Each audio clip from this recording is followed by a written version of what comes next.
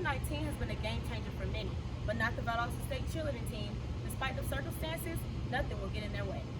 During a normal season, the cheerleaders are working at their full potential, but not this year due to the COVID-19 pandemic. COVID-19 has made a big difference at practice because we have to wear a mask and sometimes it can be hard to breathe. We also have to stand 6 feet apart with 3 people to a mat so that we can practice weekly. With practice only starting 1 month ago, Morgan Carlock is in her senior year on the VSU cheerleading team. She says the team is trying really hard to enjoy the season despite the controversy. We do a lot more than practice. Recently, we had a team bonding on the front line where we painted canvases. VSU Cheer participates in the National Cheerleaders Association competition in Daytona, Florida. They have won 5 national championships since 2009.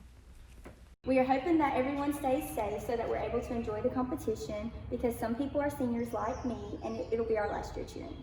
Even though the Valdosta State cheerleading team has made many changes, the hard work continues. Reporting from the campus of VSU, I'm Chastity Horn. The COVID-19 pandemic has had a significant impact on the world, even our schools. Some schools have a unique way they're doing things this year. During a normal school year, VSU students can walk around freely, but now masks are required in all buildings on campus.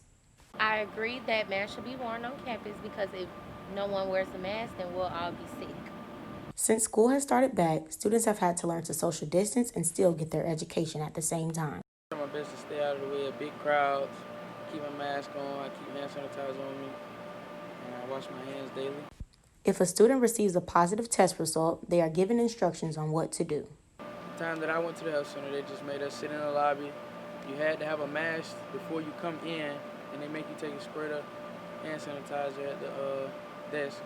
But you just have to social distance away from everyone else that's in the lobby at the time.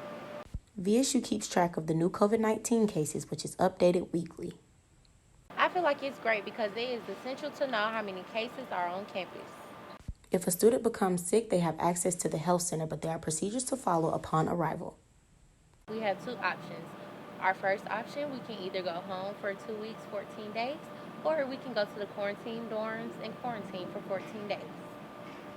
VSU has also made it known to their faculty and staff that there are 3 protocol options if a breakout was to happen. Honestly, there's really no way you can stop COVID-19.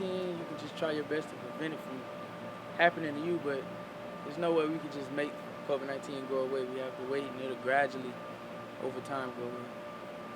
VSU is taking total control and precaution to keep the VSU community safe. Reporting from the campus of VSU, I'm Chastity Horn. With the 2020 general election being one of the most important since we're in the middle of a pandemic, voters are leaning towards the use of mail-in ballots. Some voters who requested absentee ballots had to change their game plan because they did not receive them. This year, I just decided to vote through absentee ballot. I requested a ballot, but however, I did not receive that ballot, so I unfortunately had to vote in person. According to the U.S. Elections Project, more people went out to vote during the early voting period, but surprisingly, on Election Day, the numbers were not as high, possibly due to the pandemic. Actually, it was a great experience. I went on Election Day. There were not any lines. The only hiccup was that I had to do a provisional ballot since I had requested an absentee ballot. Based on the people I have spoken to, not all absentee ballots were sent out, and it has affected their thoughts on voting through mail again. I don't think so, only because it took so long my ballot still hasn't come, so I never received it.